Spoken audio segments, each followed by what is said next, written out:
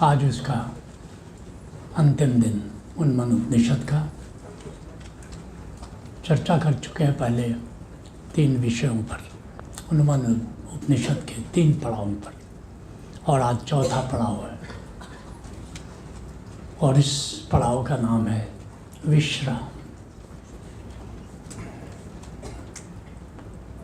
Resting in peace, इसको अंग्रेजी में कह सकते हो, रेस्टिंग इन पीस। सभी संतों ने इसकी बात की है। तुलसीदास कहते हैं, जाकी कृपा लवलेश थे मतिमंद तुलसीदासो, पायो परम विश्राम राम समान प्रभु नायक। Absolute peace, absolute rest. Ashtavakra कहते हैं, धन्य है हो गया जो परम आलसी। परम आलसी, आलसी नहीं, परम आलसी। राम पर छोड़ सब कर्म होता सुखी। पोषों ने एक पूरा प्रवचन इसी की व्याख्या में लगा दिया।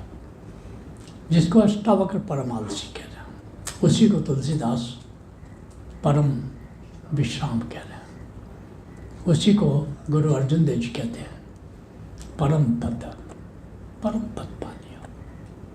अब उससे ऊंचा कोई पद नहीं है। ये विश्राम क्या है? ये ठहर जाना। जन रज्जब, रज्जब साहब कहते हैं, जन रज्जब ऐसी विधि जाने, ज्यों का त्यों ठहर आया, ज्यों का त्यों ठहर जाना। तो ये परम विश्राम, परम ठहराव, परम शांति, मंजिल पर पहुंच गए। अब उसके आगे कोई यात्रा नहीं है। You have achieved the spiritual goal, final goal of spirituality. वो क्या है और इसको कैसे प्राप्त किया जा सकता है? What is absolute rest and how to achieve it? Unman Upanishad में हम मन के पार कैसे जिए, इसकी चर्चा कर रहे हैं। हमने पहला पड़ाव जाना अहोभाव, अर्थात जो है उस पर ध्यान दो। क्योंकि विचार क्यों उठते हैं?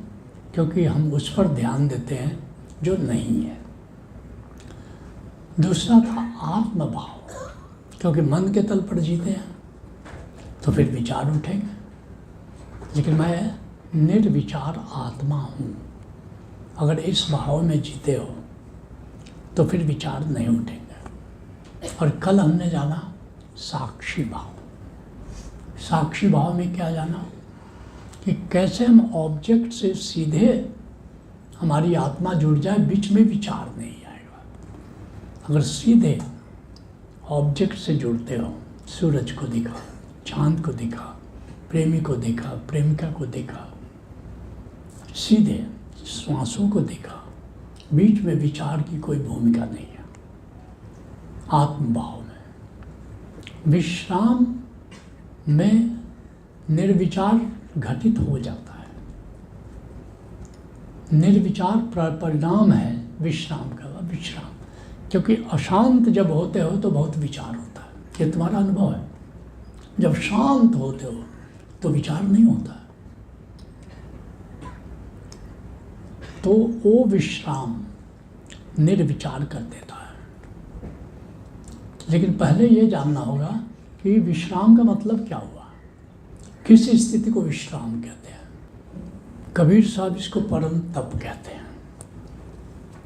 कहते हैं, कहे कबीर यह उन्मन रानी, सो परगट कर गाई।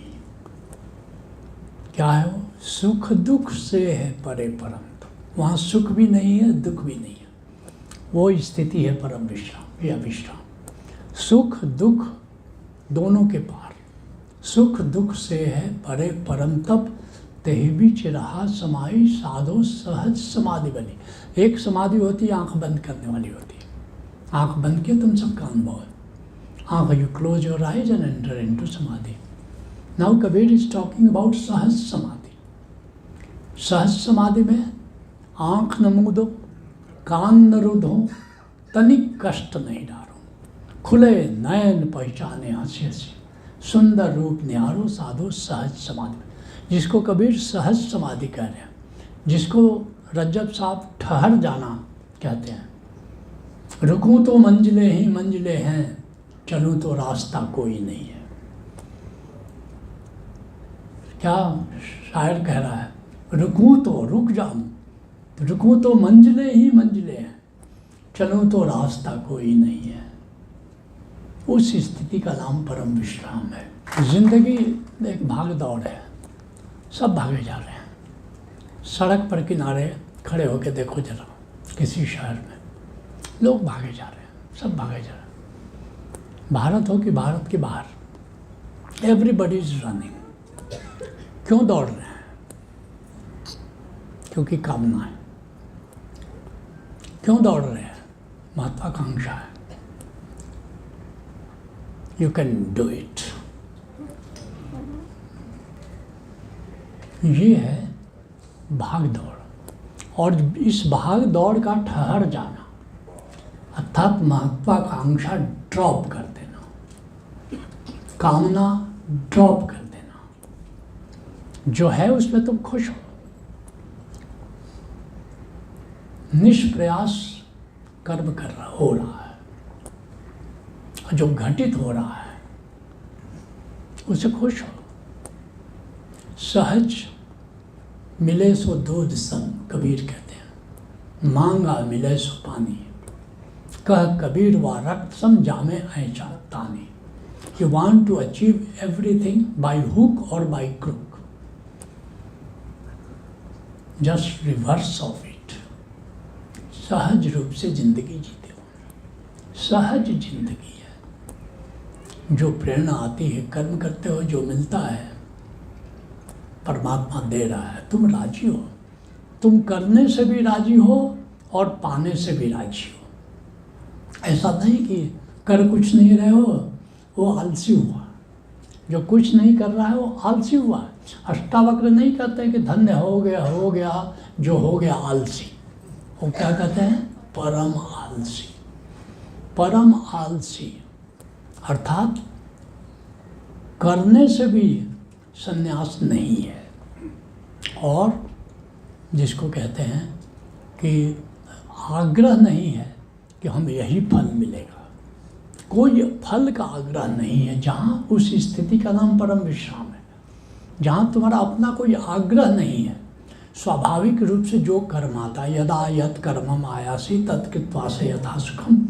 जनक कह रहे हैं कि जो कर्म मेरे सामने आता है मैं उसको करता हूँ और विश्राम में रहता हूँ। समझ रहे हो परम विश्राम का क्या अर्थ है? कोई महत्वाकांक्षा नहीं, कोई अपना आग्रह नहीं। जो जिंदगी में सहज रूप से घटित हो रहा है, जो कर्म सामने आता है उसको तुम कर लेते हो और मस्त रहते हो। इसकी फिक्र ही नहीं करते हो कि अब क्या करना है और क्या करना है, और आगे धन पद यश प्रतिष्ठा और पता नहीं कौन कौन सी महत्वाकांक्षाएं पाले हुए हो और उसके लिए दौड़ रहे हो। देखो, everybody is having some American dream. American dream समझते हो? कोई अमेरिका में ही अमेरिकन ड्रीम में नहीं जीता, पूरी दुनिया आजकल अमेरिकन ड्रीम में जीती है। बहुत और की मांग लिए जाता है पीने वाला। जैसे शराब लोग पीते हैं ना, और पीते हैं, जितना पीते हैं और प्यास भड़कती है। नहीं, ठहर जाना, जो स्थिति उससे राजी हो जाना। और विचार क्यों पैदा होते हैं? क्योंकि तुम महत्वाकांक्षा में जी रहे हो, और महत्वाकांक्षा में जीने वाले को कभी विचार शून्यता घटित ही नहीं हो सकती, क्योंकि तुम कामना में जी रहे हो। विश्राम कैसे प्राप्त करें? ये कैसे ठहर जाए? क्यों कहते हो ठहर? ये परम आलसी कैसे हो जाए? हाउ टू अचीव दिस विश्राम? सुनो, संत क्या कहते हैं कि इसको कैसे प्राप्त करेंगे? संत कीना राम, अब मन ले लो हरि का नाम। राम किना सतगुरु शरण पा, नाथ लहया विश्राम। अब मन ले लो हरि का नाम। राम नाम से विश्राम मिलेगा।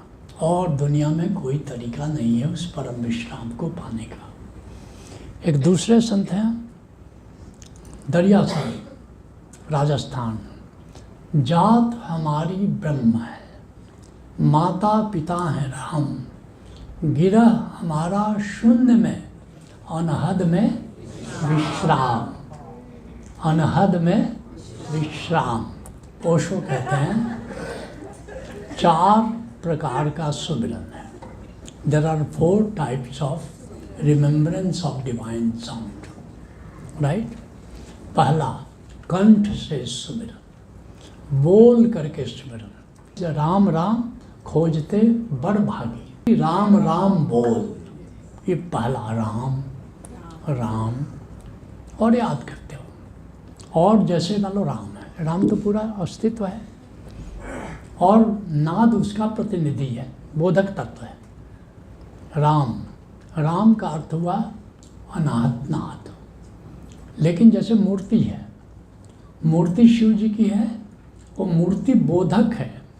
The statue is only indicating the presence of some god, okay. उसी तरह ये नाद, ये क्या है? नाम है उसका, नाम, इसको कहते हैं नाम। तो कोई नाम ही होगा, नाम ही होगा। इसलिए कबीर साहब क्या कहते हैं?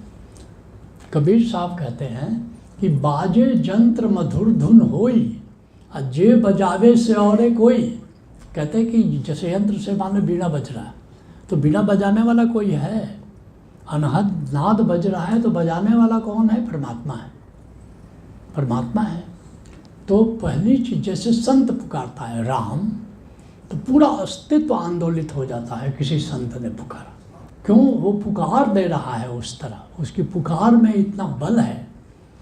खोजते बड़ भागी, राम राम बोल। So this is the first type कि आप बोल करके राम को पुकारते हो। ये भी सुमिरन हुआ, लेकिन ओशो कहते हैं क्या चीज़ से सुमिरन हुआ? कंठ से, राइट। सेकेंड टाइप क्या करे ओशो? मन से सुमिरन, मन लगा करके मन से सुमिरन। शब्द निरंतर ते मन लागा, हम मलिन वासना त्यागे, उठत बैठत कबहू न टूटे, ऐसी ताड़ी लागी साधो सहज समाधि बनी। अर्थात थ्रू योर माइंड तुमने मन से नाद का सुमिरन किया। जैसे गंजेड़ी गांजा को पीता है तो मन उसका गांजे में लगा हुआ है। अफीमची का मन किस में लगा है? अफीम में। गंजेड़ी का लगा है मन किसे? चिलम से, ठीक है ना। और उसी तरह से अब तुम्हारा मन लग गया अनाहत नाद सुनने में। तो दिस इज सुमिरन through mind. Third type Osho कहते हैं हृदय से सुमिरन, प्रेम पूर्वक सुमिरन। You have fallen in love with godliness and divine sound is representing godliness. तो तुम अब नाद सुने बिना रह नहीं सकते, जैसे एक प्रेमी अपनी प्रेमिका के बिना नहीं रह सकता। उसी तरह से प्रभु जी तू कत गए नेहा लगाए, मीरा गा रही है कि तुम अब कहाँ चले गए, क्योंकि तुम्हारा दर्शन नहीं हो रहा है, मिलन तुमसे नहीं हो रहा है, मिलन नहीं हो रहा है, छूट छूट जा रही है बात, ये सुमिरन छूट छूट जा रहा है और तुम बेचैन हो जाते हो। जब नाद करे नहीं सुना, 5 मिनट भी नहीं सुना तो एक बेचैनी हो जाती है, इतनी देर प्रभु का नाम छूट कैसे गया मुझसे। ये हृदय से सुमिरन है। अर्थात now the relationship, your relationship with divine sound is relationship of love. It's not only mind game now. तुम बिल्कुल उसके बिना में, जैसे प्रेमिका के बिना नहीं है, प्रेमिका थोड़े देर नहीं मिली तो तुम बेचैन हो गए, रोने धोने लगे। बिल्कुल नाद के बिना तुम रोने धोने लगे। कहते कबीर साहब करवट भला न करवट भला न करवट सोई, तुम मुझे आरी से चिरा दो लेकिन तुम मुझे मेरी ओर पीठ नहीं कर सकते, क्योंकि जैसे ही मुझे लगता है कि अब तुमसे वो जोड़ नहीं बन रहा है, वो मिलन नहीं हो रहा है, तो मुझे लगता है कि ऐसे जीवन का क्या करना है। इसको कहते हैं हृदय से सुमिरन। यहाँ तक भी विश्राम नहीं है। Up to this also there is no rest. पहले तो प्रेम या कंठ से ज़्यादा गहरा चला गया माइंड से सुमिरन। माइंड से ज़्यादा गहरा चला गया, हृदय से सिमरन। अब यहाँ तो बड़ी बेचैनी है, तो मिलन नहीं हो रहा है, व्यग्रता है, विश्राम नहीं है। लेकिन ओशो कह रहे एक चौथा सुमिरन है और वो है साक्षी सुमिरन। Sakshi sumiran is the fourth type of sumiran which will lead you to vishram. साक्षी सुमिरन चौथा है, अर्थात साक्षी रह करके नाद का श्रवण करना, ये विश्राम में ले जाएगा। साक्षी रह करके सुमिरन कैसे करें? साक्षी कल समझाया था, विचार नहीं है, तुम्हारे और ऑब्जेक्ट के बीच में कोई विचार नहीं है, ठीक? ऐसे ही तुम्हारे और नाद के बीच में कोई विचार नहीं है।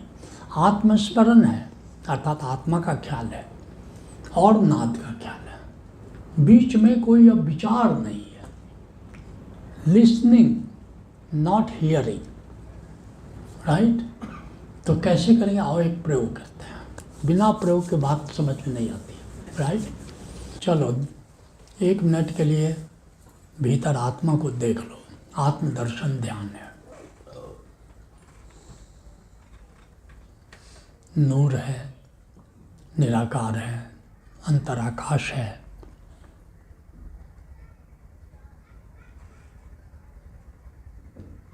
ये आत्मभाव है, आत्मा का ख्याल, आत्मभाव। अब आंखें खोल करके आत्मा का स्मरण रखो। आंखें खोल लो, इस आत्मा का जो दर्शन तुमने किया है ध्यान से, अब नाद का श्रवण करो। आत्मस्मरण के साथ अब नाद का श्रवण करो, while remembering your soul. Now focus on divine sound.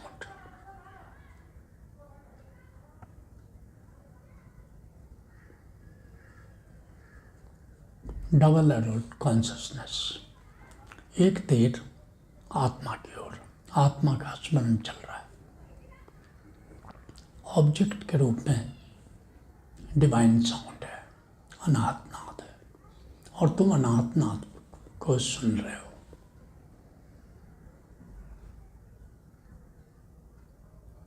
बस अब कोई और ऑब्जेक्ट हो तो धीरे धीरे उसको दूर कर दो। केवल 2 चीज़ें तुम्हारे ख्यालों में रह जाए, एक आत्मा, दूसरा नाद। There should not be any third object in your remembrance. You are remembering your soul and listening to divine sound. धीरे धीरे सब छट जाए, सब बदली छट जाने दो। जैसे तुम हो और सूरज है, तुम हो और समंदर है, बीच में कोई तीसरी चीज का कोई ख्याल नहीं है। ऐसे ही एक तरफ आत्मा का ख्याल बना हुआ है और दूसरी तरफ नाद है।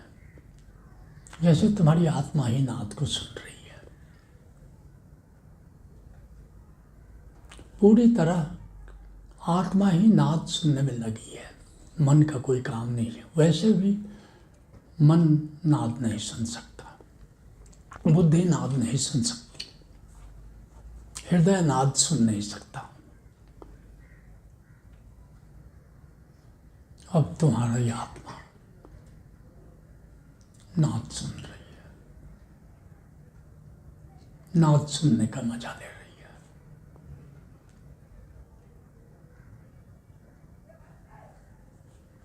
अब देखो कि तुम हो, तुम्हारी आत्मा है, नाद है, कोई विचार नहीं है बीच में। तुम्हारा ऐसा जोड़ बन गया नाद के साथ कि कोई विचार नहीं है, उन्मन होकर के नाद को सुन रहे हो। आत्मस्मरण रखते हुए निर्विचार होकर तुम नाद का श्रवण कर रहे हो। This is listening, not hearing.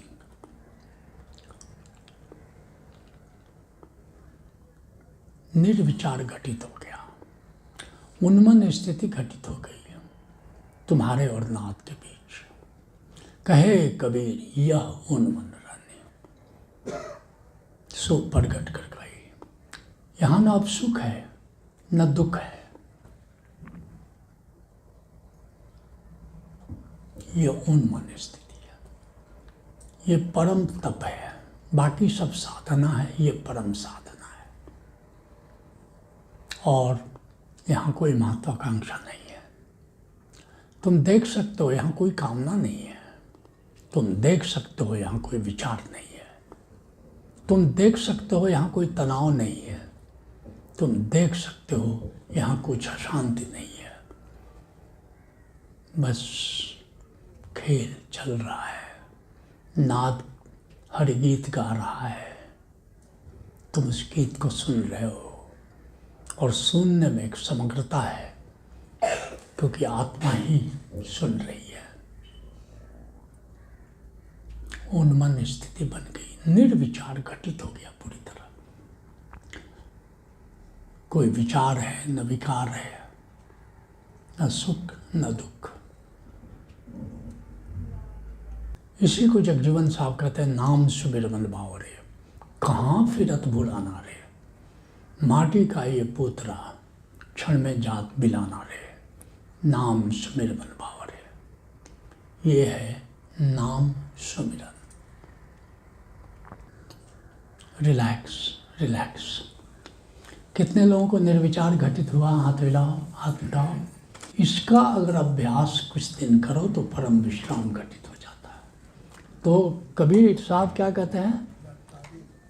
कहते सबन निरंतर ते मन लागा, अब मलिन वासना त्यागी, उठत बैठत कबहू न टूटे ऐसी ताड़ी लागी। नशा लग गया। ऐसी एक खुमारी, जिसको नानक देव कहते हैं, नाम खुमारी नानका चढ़ी रहे दिन रात, जितने नशे जहान दे उतर जात पर भात। जितना नशा लो शाम को खाओगे सुबह तक तो उतर जाएगी। और नाम खुमारी नानका चढ़ी रहे दिन रात, दिन रात चढ़ी रहेगी। तो इसी नशे में साधु रहता है, एकदम साक्षी होकर निर्विचार होकर के। असली कहानी कहाँ बनती है? निर्विचार। साक्षी होकर के नाद को सुनोगे तब ओशो कहते हैं कि वो ताड़ी लगेगी, वो ताड़ी लगेगी। और इस स्थिति में जब तुम आओगे, जैसे यहाँ तो प्रयोग के लिए चलो 2 मिनट 3 मिनट करा लिया, इससे ताड़ी नहीं लगेगी इतनी। लेकिन अगर खास करके जैसे रात को सोने जा रहे हो, अब जा रहे हो तो बस जरा साक्षी हो करके जाओगे तो विश्राम हो जाएगा। नींद बड़ी अच्छी फिर आएगी, अच्छी नींद आएगी एकदम से, इतनी ताड़ी लग जाएगी एकदम से, क्योंकि सब खत्म हो गया। जो छोटा सा प्रयोग तुमने 2-4 मिनट का किया, उसने तुमको, तुम्हारी ग्राहकता को बढ़ा दिया, तुम बात को समझ गए। ठीक है, अब इसको असली बात तब घटेगी जब इसका तुम प्रयोग करोगे। यहाँ उन्मन उपनिषद पूरा होता है। Thank you very much.